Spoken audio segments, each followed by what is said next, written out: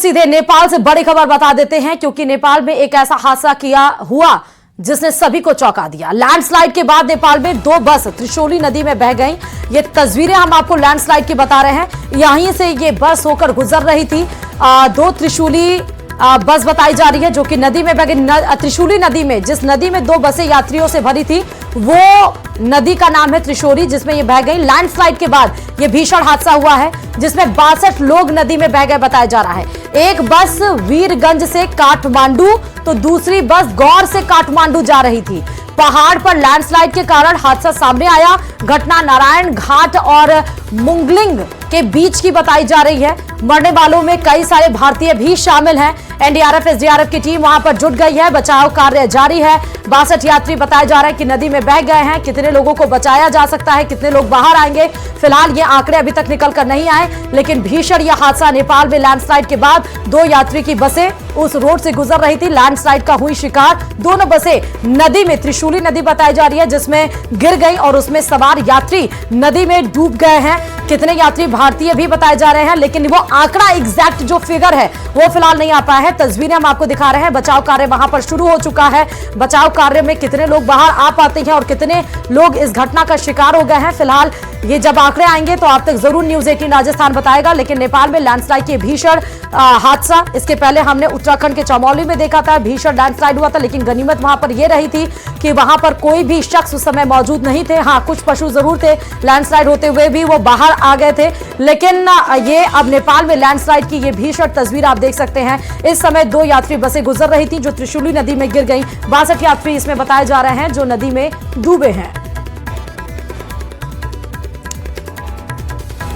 और यूपी के हालात भी कुछ इसी तरह हैं। ये उत्तर प्रदेश के कई जिलों में बाढ़ से जो जिले हैं वो बेहाल हैं, क्योंकि राज्य में बहने वाली जो नदियां हैं वो निशान खतरे से ऊपर बह रही हैं। रिहायशी इलाकों में बाढ़ का पानी घुस गया है। सैकड़ों गांव टापू में तब्दील हो गए हैं। लखीमपुर खीरी में कई जगह 4 से 5 फीट तक पानी भर गया है। लोगों को ऊंचाई वाली जगहों पर पहुंचाया जा रहा है। तस्वीरें हम आपको 1, 2, 3, 4 नहीं बल्कि 9 तस्वीरें इस समय टीवी स्क्रीन पर हैं, जो उत्तर प्रदेश के जिले से ही, चाहे वो आगरा हो, हरदोई हो, बलरामपुर, शाहजहांपुर, गोरखपुर या लखीमपुर खीरी, कुशीनगर या सीतापुर, गोंडा, बलिया या फिर उत्तर प्रदेश की राजधानी लखनऊ ही हो। 11 ये तस्वीरें आपको इस समय दिखा रहे हैं और ये 11 तस्वीरें के माध्यम से आप समझ सकते हैं कि बारिश का कहर किस तरह से उत्तर प्रदेश के कई जिलों में चल रहा है, जो कि खतरे के निशान से, चाहे वो नदी हो, वो है, ब्रिज तक पानी छू गया है। लोगों को ऊंचाई वाले क्षेत्रों पर पहुंचाया जा रहा है ताकि लोगों का जीवन जो अस्त व्यस्त हो चुका है लेकिन जान पे बनना है। नेपाल से छोड़े गए पानी की वजह से नदियों के किनारे बसे 100 से ज्यादा गांव बाढ़ का दंश झेल रहे हैं। लखीमपुर खीरी, बहराइच में भी बाढ़ से बुरा हाल है। सीतापुर में एक परिवार को पानी की वजह से सड़क पर ही अंतिम संस्कार करना पड़ा। शाहजहांपुर में गर्रा नदी खतरे के निशान से ऊपर बह रही है, जिसने वहां के मेडिकल कॉलेज को अपनी जद में ले लिया है। बलिया की घाघरा नदी में कटान के चलते 6 घर उसमें समा चुके हैं और 17 घरों को खाली करने के निर्देश भी दिए गए हैं। वहां स्कूल बंद कर दिया गया है। बिजली सप्लाई भी रोक दी गई है। सीएम योगी ने बाढ़ग्रस्त इलाकों का जायजा लिया है।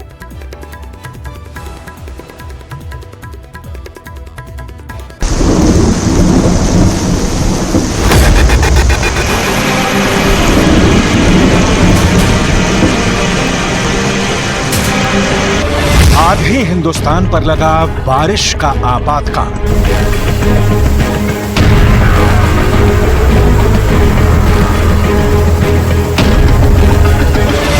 कुदरत के प्रहार से पहाड़ ध्वस्त होने लगे।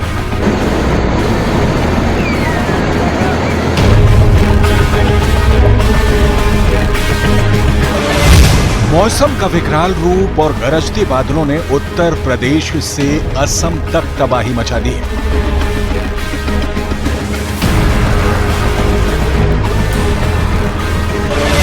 नेपाल के पानी से बिहार और यूपी में मचा हाहाकार।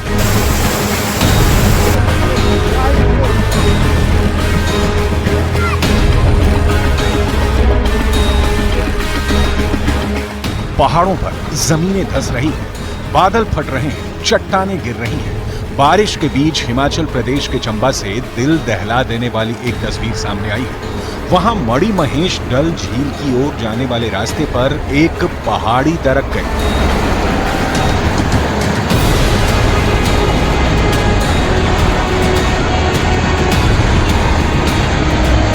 सामने आए वीडियो में पहाड़ी से फुल स्पीड में पत्थर गिरते दिखे और फिर धुएं का ऐसा गुबार उठा कि मानो कोई जोरदार बम विस्फोट हुआ हो। राहत की बात रही कि इस हादसे में जान माल का नुकसान नहीं हुआ। उत्तराखंड के बागेश्वर में लगातार बारिश की वजह से नदी नाले उफान पर हैं। कपकोट इलाके में बारिश होने से सरयू नदी का भी जल स्तर बढ़ता जा रहा है, जिससे आसपास के इलाकों में लोग डरे हुए हैं। राजधानी दिल्ली पर भी बीती रात बड़ी स्ट्राइक हुई।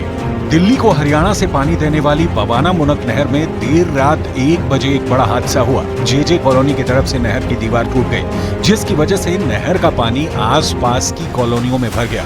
पानी इतना ऊपर आया कि घरों में घुस गए और लोगों को घर छोड़कर भागना पड़ा। ये बवाना की सुबह की तस्वीरें बताई जा रही हैं। मुनक नहर का कंक्रीट का हिस्सा टूटा है, जिसे रिपेयर करने के लिए काम चल रहा है। एक तरफ पानी घरों में घुस चुका है, तो वहीं लोगों को साफ पानी की किल्लत हो गई है। चंदूरा जी, खुद घुटने से ऊपर पानी, जहां पर आप खुद भी यहां पर आए हुए हैं, क्या स्थिति बनी है, कैसे जानकारी मिली और क्या कुछ किया जाना चाहिए था?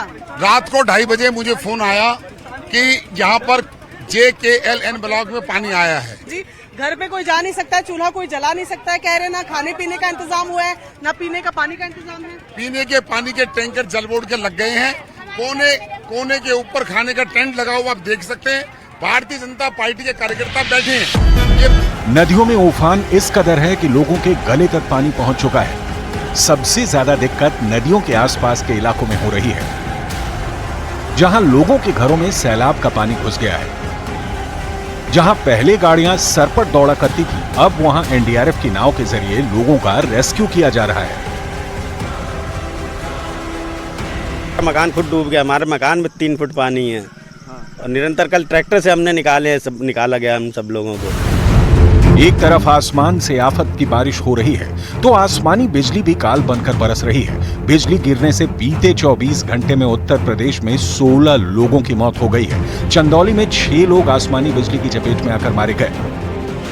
हालात सुधरने की बजाय भयावह होते जा रहे हैं। अब हालात ये है कि इंसानों के साथ जानवर भी जान गंवा रहे हैं। अभी तक बाढ़ से ग्रसित होकर 84 लोगों के साथ कई जानवर भी मौत के मुंह में समा चुके हैं। उधर काजीरंगा नेशनल पार्क में 150 से अधिक जानवरों के डूबकर मरने की खबर है।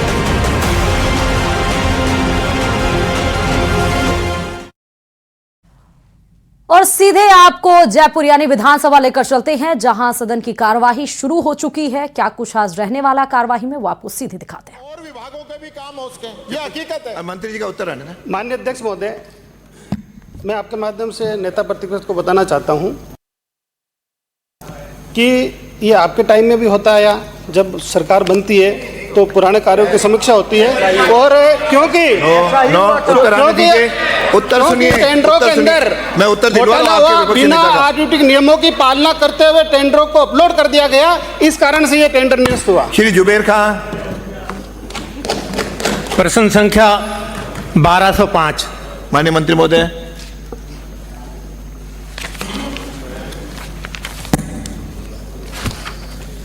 माननीय अध्यक्ष महोदय, मैं रामगढ़ से आने वाले विधायक महोदय को आपके माध्यम से बताना चाहता हूं कि वर्तमान में जयसमंद बांध के भराव व वेस्ट वियर के बहाव क्षेत्र में कोई अतिक्रमण नहीं है।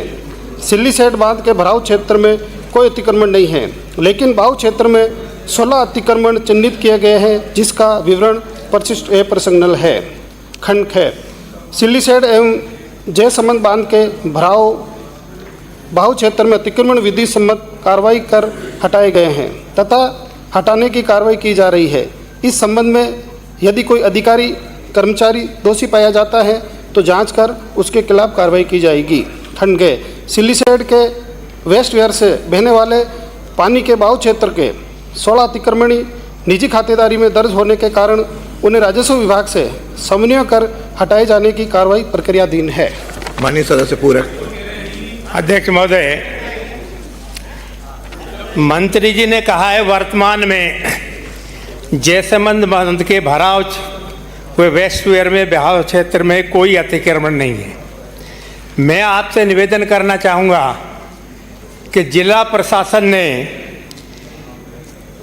जांच करके एक लिस्ट जारी की कि जो बहाव क्षेत्र में जिन गांव की जमीन आती है, जैसामंद के मंत्री जी नोट कर लीजिए, लिवारी में 200, अलापुर माचड़ी में 50 भराव क्षेत्र में अतिक्रमण है, जिनमें से कार्रवाई करते हुए एक अतिक्रमण हटा दिया गया है। तो आपका उत्तर ये असत्य है। दूसरी बात मैं करना चाहूँगा, आपने कहा है कि सीलीसेड के भराव क्षेत्र में कोई अतिक्रमण नहीं। तो विधानसभा में कार्यवाही जो है वो प्रश्नकाल के साथ शुरू हुई और अभी जल संसाधन मंत्री सुरेश सिंह रावत ने जवाब भी दिया और उसके बाद प्रश्न फिर से शुरू हुआ है। फिलहाल आगे बढ़ते हुए सबसे बड़ी खबर आपको बाड़मेर से बताते चले, जहां पुलिस एक्शन मोड में नजर आई है। पुलिस बदमाशों को शहर में पैदल मार्च करवा रही है। सीधे तस्वीरें आप दिखा रहे हैं। क्राइम के खिलाफ जीरो टॉलरेंस की नीति अपनाते हुए बाड़मेर पुलिस ने जिनको गिरफ्तार किया था, जो बदमाश थे, उनका शहर में पैदल मार्च करवा रही है। एक वानगी प्रस्तुत करने की कोशिश पुलिस की तरफ से की जा रही है। हाथों में हथकड़ी पहनाकर शहर में जुलूस निकाला जा रहा है बदमाशों का। दुकानदार पर हमला करने के मामले में ये वांछित हैं आरोपी और स्वरूप सिंह, भाकर सिंह और शैतान सिंह को पैदल मार्च कराया गया है। 3 जो बदमाश हैं जिनका पैदल मार्च कराया जा रहा है।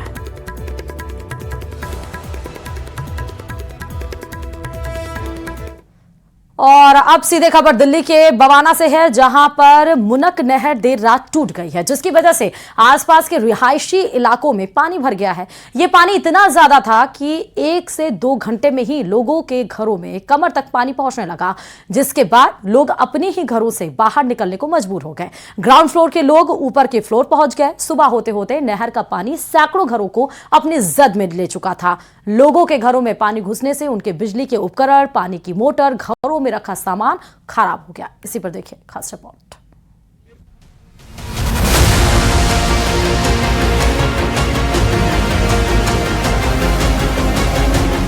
ये तस्वीरें देखकर अगर आपको लग रहा है कि ये किसी बाढ़ प्रभावित इलाके की तस्वीरें हैं, तो आप गलत हैं। क्योंकि ये देश की राजधानी दिल्ली की तस्वीरें हैं, जहां जेजे कॉलोनी पर रात के अंधेरे में ऐसी आफत आई कि लोग घरों से निकलने को मजबूर हो गए। 12 बजे पानी भरना चालू हो गया, उसके बाद कोई मदद करने नहीं आया। सब ऐसे ही अपने आप इधर चल रहे। कहाँ रहेंगे, इधर ही रहेंगे ऐसे ही। रोड पे रहना पड़ेगा। छोटे छोटे बच्चे हैं, रात से 1 बजे से अभी तक कुछ नहीं खाया बच्चों ने। खाना बनाने के लिए कुछ नहीं है इधर।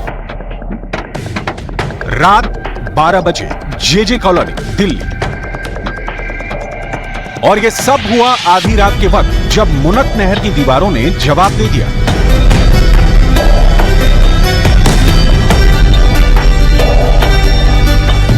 बवाना और जेजे कॉलोनी के लोग इससे पहले कि कुछ समझ पाते, नहर के पानी ने पूरे इलाके को अपने आगोश में ले लिया।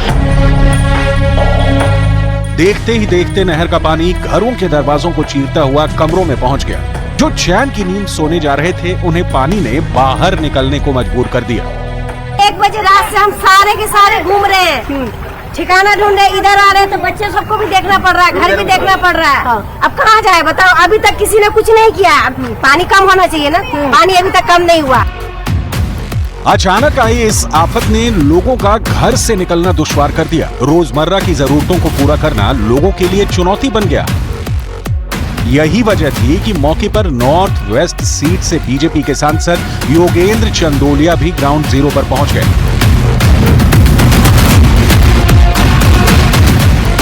मैंने चीफ इंजीनियर मुनक नहर को संपर्क किया। उनके HCM SC बिंदोली गांव को, ये हरियाणा के अंदर बिंदरोली, वहां पर उस पानी को रोका जा रहा है। वहां से पानी डाइवर्ट होगा। नहर जब धीरे धीरे पानी खत्म होगा, या तो इधर आएगा या बाहर जाएगा। बीते 1 महीने में राजधानी दिल्ली से अलग अलग चौंकाने वाली तस्वीरें देखने को मिली हैं। पहले प्रचंड गर्मी के बीच लोगों ने दिल्ली को बूंद बूंद पानी के लिए तरसते देखा। उसके बाद 1 दिन की बारिश में दिल्ली का बुरा हाल देखा, और अब मुनक नहर की वजह से दिल्ली के एक बड़े इलाके का ये हाल हो गया।